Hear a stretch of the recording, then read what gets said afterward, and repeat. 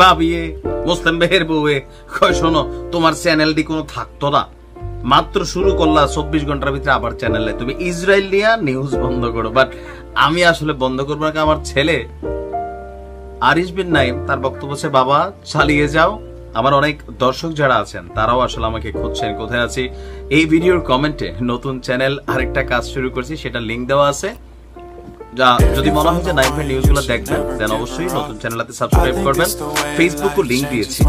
কথা আসলে বলতে চাই না, কথা বলতে গেলে যত ভেজাল, হাদিসেও আছে মানুষ যত বিপদে পড়ে তার এই মুখ এবং হাতের কামাই। তা আমি তো কথা বলি, কথার কারণে অনেক বিপদে পড়ছিলাম গত 9 বছর। যাই হোক, নতুন করে হয়তো আবার বিপদে পড়তে হতে পারে, কারণ কথা কার নিয়ে বলবো।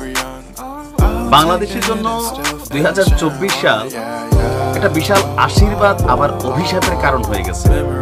ধরেন দীর্ঘদিন সরকারে থাকা আওয়ামী লীগ সরকার পতনের পর একটা নাম বাংলাদেশের মানুষের কাছে উলিয়া উলিয়া দরবেশের মতো মূল্যায়ন হয়েছিল, নামটা ছিল সমন্বয়ক। কিন্তু গেল কয়েক মাসে এই সমন্বয়কদের বিভিন্ন চাঁদাবাজি, নীরবে পয়সা টয়সা কামানো, প্রকাশ্যে মামলা বাণিজ্য, হুমকি ধামকি, প্রশাসনকে চাপ দেওয়া, ইউনূস সরকারকে চিপায় ফেলে রাখা, এরকম অনেক কর্মকাণ্ডের অভিযোগ মেরেছে।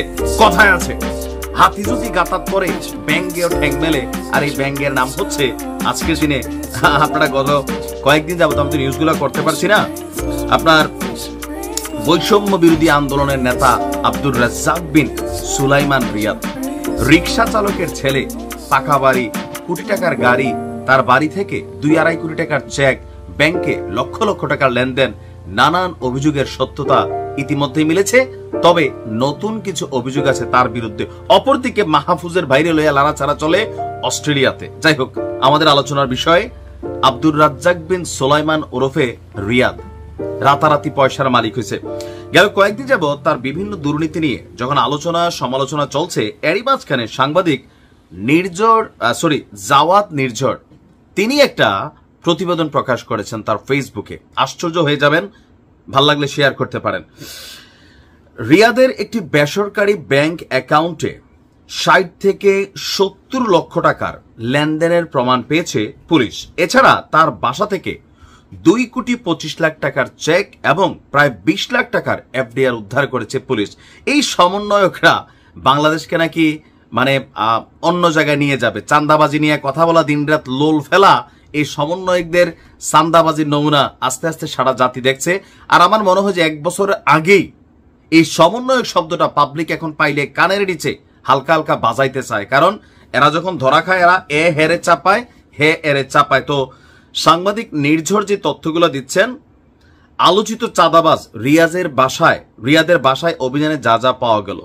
সমন্বয়ক পরিচয় দিয়ে গেল কয়েকদিন আগে গুলশানে চাঁদাবাজির ঘটনায় গ্রেপ্তার হয়েছে বৈষম্য বিরোধী ছাত্র আন্দোলনের নেতা এই রিয়াদ। তো গতকাল রাত 11টা পর্যন্ত পুলিশ নাকি রিয়াদের নাখালপাড়ার বাসায় অভিযান চালিয়েছে।